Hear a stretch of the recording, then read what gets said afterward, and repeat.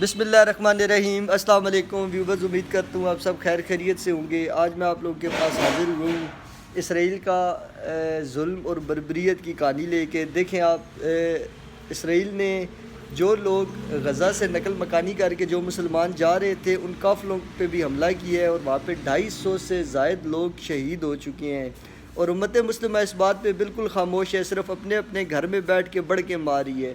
پاکستانی پاکستان میں بڑھ کے مارے ہیں، سعودیہ والے سعودیہ میں بڑھ کے مارے ہیں، لیکن فلسطین کی مدد کے لیے عملی طور پر ابھی تک کوئی بھی میدان میں نہیں اترا۔ جس طرح اسرائیل کو دیکھے، اسرائیل کی مدد کے لیے امریکہ عملی طور پر میدان میں اتر چکا ہے، اور یہی ان کی سازش تھی۔ اسرائیل ہمیشہ اپنی سازشیں کرتا ہے، سب کو پتہ ہے کہ اسرائیل اسلام کا سب سے بڑا دشمن ہے، اور مسلمانوں پہ بربریت اور ظلم وہ اسی طرح جاری رکھے گا۔ بات یہ ہے کہ اب جنگ ہماری عزت اور غیرت کا مسئلہ بن چکی ہے، لیکن امت مسلمہ کے تمام لیڈر اپنے اپنے وطن پرستی کو لے کے بیٹھے ہوئے ہیں۔ ہم مسلمان ہیں، مسلمانوں کے لیے وطن پرستی سے زیادہ دین کی اہمیت ہونی چاہیے۔ مسلمانوں پہ جو ظلم ہو رہا ہے اس کے خلاف ہمارے حکمرانوں کو بولنا چاہیے، لیکن سب خاموش بیٹھے ہیں۔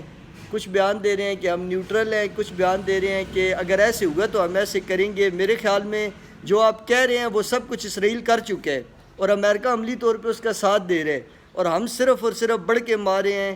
حالانکہ مسلمانوں کی ڈیوٹی یہ نہیں ہے کہ وہ بیٹھ کے بڑھ کے مارے، عملی طور پہ اس کا ساتھ دینا ضروری ہے۔ غزہ میں ہونے والی شہادتیں، غزہ سے نقل مکانی کرنے والے لوگ جس میں بچے، مائیں، بہنیں، دیکھیں سب سے پہلے آپ یہ دیکھیں کہ مسلمانوں کے ساتھ ہمیشہ اسی طرح اسرائیل نے کیا ہے، کیونکہ اسرائیل کی سازش میں یہ شامل ہے کہ اس نے ہمیں بربریت کا نشانہ بنانا ہے۔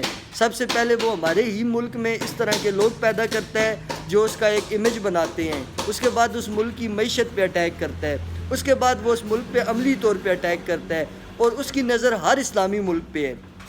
فلسطین کے موقع پہ تو تمام مسلمانوں کی غیرت جاگنی چاہیے۔ اگر آج ہم چپ کر گئے، ہمارا قبلہ اول ہمارے ہاتھوں سے نکل گیا، تو یاد رکھیے گا کل یہ دشمن ہمارے خانہ کعبہ پہ بھی نظر رکھ سکتا ہے۔ جب ہم قبلہ اول کی حرمت کے لیے نہیں بول رہے، ہمارے اندر سے غیرت نہیں جاگ رہی، ہمارے لیڈران اپنے اپنے ملک کی حد تک محدود ہو چکے ہیں، وطن پرستی میں مبتلا ہیں، تو آپ کیسے سوچ سکتے ہیں کہ کل یہ لوگ بولیں گے؟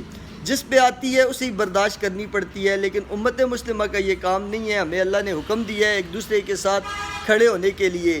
اللہ تعالیٰ نے مومن کی مثال اس طرح دی ہے کہ یہ ایک جسم ہے، ایک کو درد ہوگا تو پورے عالم اسلام کو درد ہوگا۔ لیکن آپ دیکھ سکتے ہیں، آپ پوری دنیا کی طرف نظر دوڑائیں ویورز، کوئی بھی ایسا آپ کو لیڈر ابھی تک صحیح نظر نہیں آیا جس نے وہ درد عملی طور پہ محسوس کیا ہو۔ مطلب یہ صرف فلسطین کی جنگ نہیں ہے، ہمیں یہ بات سمجھنی ہوگی، یہ امت مسلمہ کی جنگ ہے، اور اس میں ہمارا رول ہونا چاہیے۔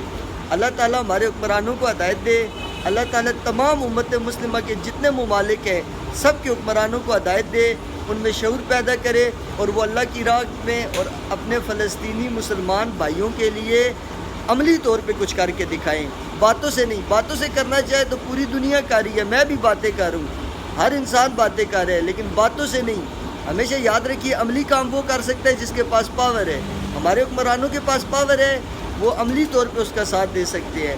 فلسطین کے مسلمان مجاہدین کے لیے دعا کریں کہ اللہ تعالیٰ ان کا حامی و ناصر ہو، ان پہ جو پریشانی آئی ہے اللہ اسے دور کرے۔ بہت شکریہ، السلام علیکم، اللہ حافظ۔